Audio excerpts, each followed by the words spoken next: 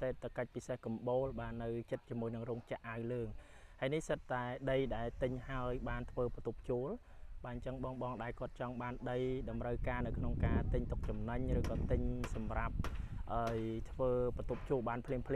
ទីតាំងហ្នឹងនៅមានណាបាទនៅជាប់ដែលគេកំពុងធ្វើហ្នឹងគឺនៅមាន2ឡូក្បាល10បដោយ30អីចឹងណាបាទអញ្ចឹងគឺធ្វើបានភ្លាមបាទហើយសម្រាប់ជាងសម្រាប់ការបុកគ្រឹះអីយើងមានមួយសេតតែម្ដងសម្រាប់ឲ្យបងប្អូនទាំងអស់គ្នាទិញភ្លាមអាចធ្វើបន្ទប់ជួលបានភ្លាមបាទអញ្ចឹងសិតតែទីតាំងដែលល្អបាទនៅកដាលជាមួយនឹងតំបន់សេដ្ឋកិច្ចពិសេសកម្ពុជាតែម្ដងបាទអញ្ចឹងផ្ញើជូនទៅដល់បងប្អូនអស់គ្នាហើយបងប្អូនអាចធ្វើការcomment នៅខាងក្រោមសាកសួរអំពីទីតាំងឬក៏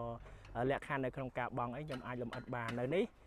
មលោះក៏មានបាទបងដាច់ក៏មានដែរបាទអញ្ចឹងគឺយើងមានលក្ខខណ្ឌច្រើនសម្រាប់ឲ្យបងប្អូនអស់គ្នាជ្រើសជាមួយនឹងការទិញដីធ្វើបន្ទប់ជួលឬក៏ទិញទុកចំណេញទៅថ្ងៃក្រោយក៏បានដូចគ្នាបាទ